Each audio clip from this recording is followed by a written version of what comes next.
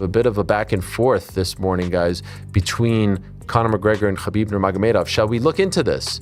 Because it does appear as though the rivalry is igniting, perhaps in anticipation of the big Ireland versus Dagestan rematch. Or is it Dagestan versus Ireland? Who knows? But it is part 2. Okay, so where does it start, guys? It starts... It's not part 2, but go ahead. It's part 5, part 4. It starts... Well, 26. it actually does start... it starts with Khabib... one second. It starts with Khabib doing a promotional thing on his Twitter that we talked about a couple of days ago, where what is it? An emoji, an NFT on Telegram. Yeah. That is the Khabib's Papakhas. Here it is, and so you buy it, and now you can use it in your messaging, right? I'm not sure if you can use it in your messaging or not. It's just a digital collectible, and there was only a certain amount that were for sale, and they sold out very quickly. And do you know how much they were? I don't know, but I've seen the USD equivalent of all of them sold together was 4.3 million. And sold out? It says here that there was 29,000. Okay, so according to Sportskeeda MMA, Khabib and Pavel Durov launched 29,000 digital Papakhas on Telegram, and they were sold instantly. So it was just 29,000? Yeah. That's it? Wow. And the auction brought in over 347 million rubles, $4.3 million from a virtual version of the iconic UFC hat. I don't know if I would call it that. So just a couple of days after Conor McGregor's psychedelic spiritual awakening, he's back on Twitter trashing Khabib Nurmagomedov, back like he never left. And Khabib Nurmagomedov has been responding as well. They've gone back and forth. Both of them have had a lot of things to say. Conor McGregor's calling him out for scamming his fans, using his father to do so, and also has been calling Khabib Nurmagomedov inbred. Continues. Khabib Nurmagomedov responds to him, "You absolute liar. You will always try to darken my name after you got destroyed that night, but you will never achieve that. Yes, good guys don't do that. They don't create exclusive digital gifts with real-time value that you can share with your friends and family. Gifts in the shape of Papakhas, hat that symbolizes tradition and culture of Dagestan people, traditions and culture that's slowly walking over this world, whether you like it or not. Gifts that you can find exclusively on Telegram, greatest messaging platform on the world." The beginning sounded like he wrote it. The bottom half sounded like he didn't write it, like it became a commercial. And then I do believe it continued. "My count is 56 former drug addicts at my rehabilitation centers in Dagestan that I treated. Come to Dagestan, Conor McGregor, they'll take care of you here. Mexico didn't help you as far as I can see." And then here's Conor McGregor saying, "And who will I be meeting there? Because it won't be you, LOL. You can't scam me with your lies. You tax-dodging scammer on the run. Your poor family, I pray for your constant lies. I pray while you lie. You should just be honest because Allah knows all. Oh dear." And then a bunch of hashtags. And then he posted this has become a new thing on Twitter right now, where people are posting like where... Yes, you can see where accounts are based. But what does that mean, based? Like if someone's traveling, how do you know where it's based? It'll come up with an exclamation point if it's not. And so he's implying there that he lives in the UAE? Yeah. Great job, huh? Looking at yourself. Yeah, I know a guy that looks like this. Khabib Nurmagomedov and Conor McGregor have reignited their infamous rivalry on Twitter, or now known as X, centered around a recent dispute involving Khabib's sale of Papakhas hats as digital NFTs. The tension between them dates back to their October 2018 UFC 229 fight, where Khabib won decisively, only for a chaotic brawl to follow between their camps. Since then, McGregor has persistently targeted Khabib with verbal attacks, keeping the bitter feud alive in public. Recently, McGregor accused Khabib of scamming fans by selling digital collectibles linked to his late father's cultural legacy, and then deleting the auction content, calling it a shame and stain on his father's name and Dagestan's culture.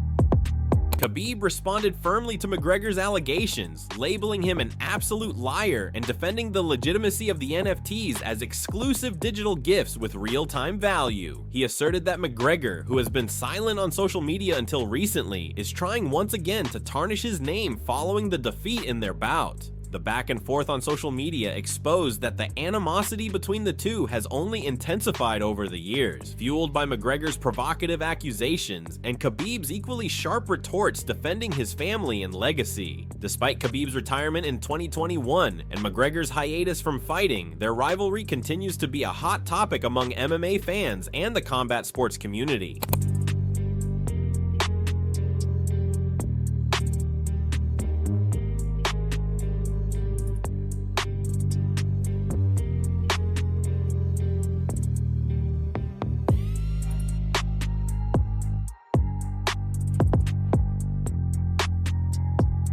The feud has turned even more personal after Khabib fired back with a pointed tweet about Conor's recent rehab trip to Mexico, implying that the treatment didn't help and inviting him instead to a rehabilitation center in Dagestan that claims to have treated dozens of former drug addicts. The message was widely read as a direct dig at McGregor's reported battles with addiction and trauma, using his public disclosures about ibogaine therapy in Mexico as ammunition in their ongoing war of words.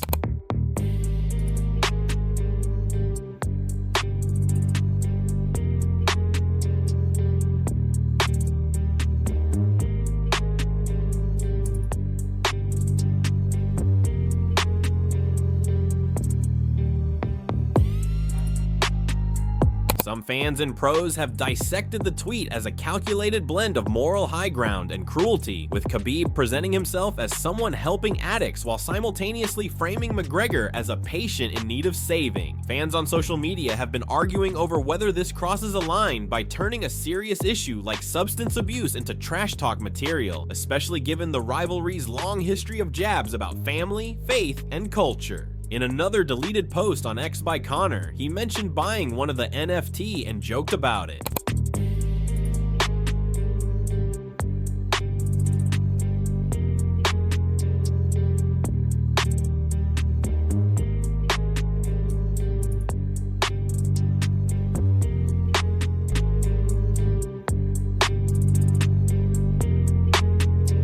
This recent clash on X illustrates that Khabib and McGregor's feud remains unresolved and continues to thrive on social media platforms. McGregor recently announced plans to return to the UFC in 2026, adding fuel to the speculation that more verbal and possibly physical confrontations could occur between 2026 and 2027, the two veterans. Their feud is emblematic of one of the most intense rivalries in MMA history, mixing personal jabs, cultural pride, business disputes, and competitive spirit into a fierce and ongoing saga that shows no sign of fading soon.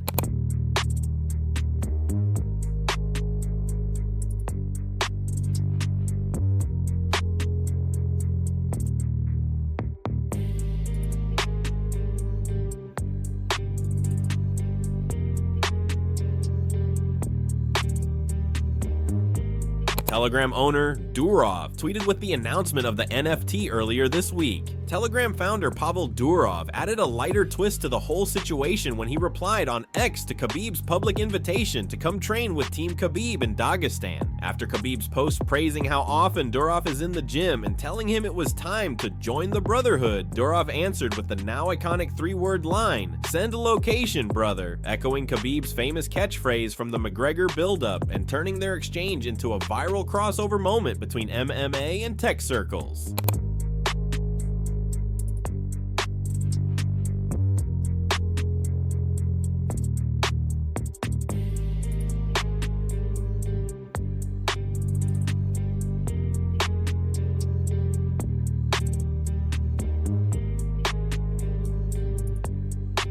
MMA Guru also reacted about the situation. He tweeted saying that he can't find the tweets because mostly have been deleted and asked to see if there is any link to these posts.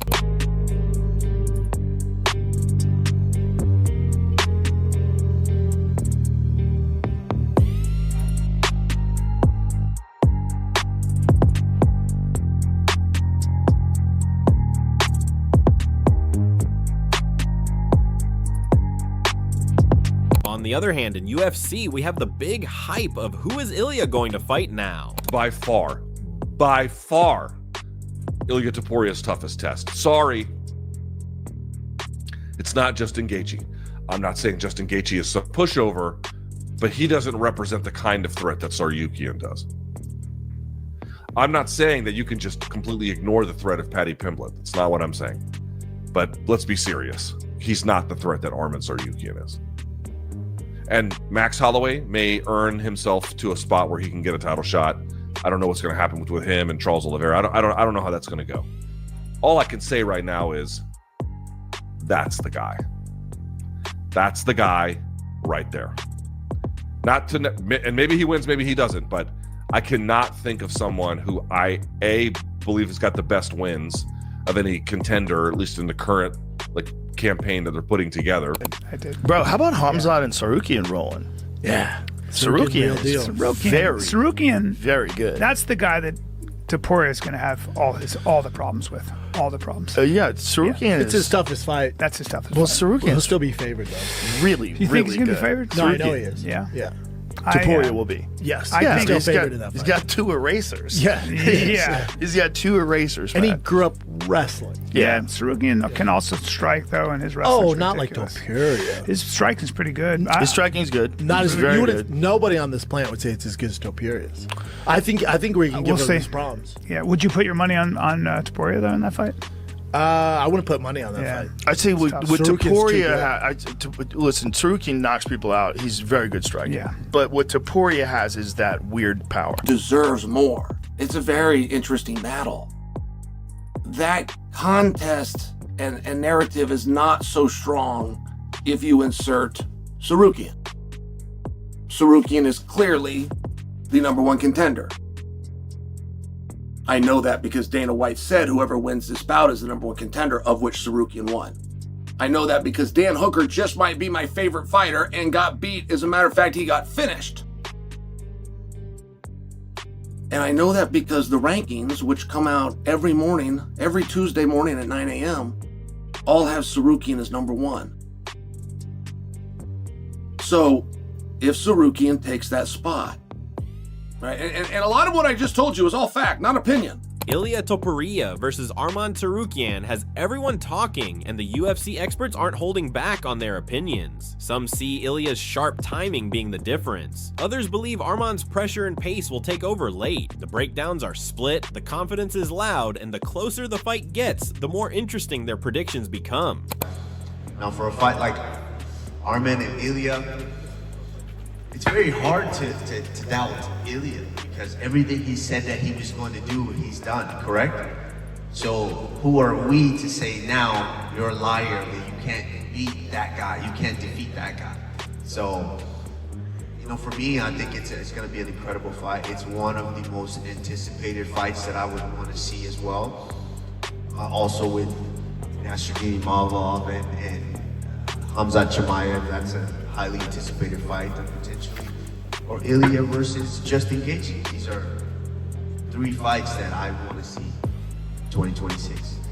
Right. Thank you very much. Starting with Luke Thomas, he basically said that if Ilya ever fights Arman, that is the one matchup where Ilya cannot make the usual mistakes or rely on his power. He talked about how Arman is the most complete contender Ilya has ever had lined up in front of him. Luke pointed out that Arman's timing, his scrambles, and his ability to stay calm while chaining one move into the next create problems Ilya hasn't faced before. He said Ilya is dangerous and sharp on the feet, but Arman brings a level of pressure and wrestling that can break a fighter's rhythm and make them second guess every step. In Luke's eyes, Ilya would need his best takedown defense, his clean counters, and a very patient approach because Arman isn't someone you overwhelm early. He's someone who keeps building as the fight goes on. He also explained that Arman does things in transitions that most fighters simply can't do, and that's where Ilya would feel the difference. The way Arman switches sides, gets out of guillotines, climbs into positions, and then starts layering new threats is exactly why Luke thinks this would be Ilya's toughest fight. Luke said that for Ilya to win, he would have to be perfect with his movement and keep the fight where he's strongest, because once Arman drags you into scrambles or long exchanges, he makes the cage feel small. Luke didn't say Ilya can't win, but he made it clear this is the one guy in the division who truly matches Ilya everywhere and can push him into deep water. Chael Sonnen looked at the situation around Ilya's next title fight and kept coming back to one point. No matter how people feel about Justin or Paddy, Arman is the one who actually earned the #1 spot. He won the contenders fight, he beat a ranked opponent, and he came out without injuries, which means he can turn around fast if the UFC wants him in January. He brought up how everyone assumed the winner wouldn't fight next because people expected Ilya to fight someone else first, but that was never confirmed. Once Arman crushed Hooker, that changed things. Chael said that if Ilya is fighting in January, the person who makes the most sense is Arman because he's the one who actually secured the spot. He explained that fans may argue for Justin or Paddy, but when you compare resumes, Arman is very far ahead. Justin has big wins and Paddy has star power, but neither of them just won a fight that was officially labeled as the one that decides the next challenger. Arman is the only one who did. Chael pointed out that the rankings also backed this up. Arman came out as the #1 contender in the new rankings. That was another reason Chael said there is no real debate about who should fight Ilya next. Arman talked about this fight himself as well. He said that if he gets Ilya in those same positions he had Hooker in, he plans to smash him, land heavy elbows, cut him up, and finish him with a TKO. When the interviewer showed the picture of Hooker's face after their fight, Arman didn't hold back. He laughed a little and said it would be great if he could make Ilya's other eye look the same. In his way, he wasn't trying to be flashy. He was just explaining that once he gets someone down, he doesn't let them breathe, and Ilya would feel that same pressure. Arman made it clear that this isn't about points or a careful game plan. In his mind, if he gets Ilya down, it becomes a fight that only he can win because of how damaging his ground and pound is. Joe Rogan talked about how good Arman has become and how his mix of pressure, wrestling, and timing puts him in a different category at lightweight. He also said the odds makers might actually favor Arman. Even though Ilya has knockout power, the guests felt Arman's overall game gives him more ways to win. He kept pointing out how Arman grew up wrestling and how that foundation changes everything when you face someone explosive like Ilya. At the same time, he gave Ilya a lot of credit. He said his power is different, not regular knockout power, the kind where one clean shot can flip the entire fight. The danger with Ilya is that if Arman makes one mistake on the feet, the whole fight can end before wrestling even becomes a factor. He brought up Ilya's recent run and said most fighters never put together something like that. Stopping big names back to back made them think Ilya's timing and confidence are at an all-time high. He said that kind of momentum is rare, and that Ilya has shown he can stay calm in wild exchanges and still land the cleaner shot. That makes the fight unpredictable, because Arman does not usually get caught clean, but Ilya is not a normal striker. Even with that praise, he leaned slightly toward Arman when the talk turned to long rounds. He said Arman does not take much damage, and his transitions are fast for the weight class, while also mentioning his size and how that could matter if the fight becomes a grind. He did point out that Arman cuts a lot of weight, but overall, he felt his wrestling and movement can slow Ilya down if the fight goes past the first bursts. He brought up Ilya's recent run and said most fighters never put together something like that. Stopping big names back to back made them think Ilya's timing and confidence are at an all-time high. He said that kind of momentum is rare, and that Ilya has shown he can stay calm in wild exchanges and still land the cleaner shot. That makes the fight unpredictable, because Arman does not usually get caught clean, but Ilya is not a normal striker. Even with that praise, he leaned slightly toward Arman when the talk turned to long rounds. He said Arman does not take much damage, and his transitions are fast for the weight class, while also mentioning his size and how that could matter if the fight becomes a grind. He did point out that Arman cuts a lot of weight, but overall, he felt his wrestling and movement can slow Ilya down if the fight goes past the first bursts. Kamaru Usman looked at the matchup in a very simple way. He said it is almost impossible for him to doubt Ilya right now, because every single thing Ilya has promised in past fights has actually happened. Ilya said he would take out big names, and he did. He said he would get the belt, and he did. So for Kamaru, when a fighter keeps proving themselves themselves like that, it becomes very hard to look at the next challenge and say he cannot pull it off. He also said this is one of the fights he personally wants to see the most because both guys are young, hungry, and already beating top fighters. Kamaru sees it as a real test for both men. For Ilya, it is the first time he will face someone who can match his pace and not fade late. For Arman, it is a chance to prove he can handle someone with Ilya's timing and finishing power. 45 seconds. The build-up to Ilya versus Arman feels different now because both guys believe they can break the other. Ilya trusts his timing and power. Arman trusts his pace and pressure. And with everything they've said, everything they've shown, and everything that's on the line, this matchup has turned into one of the most intense fights fans will get this year. Let us know in the comments below what you think.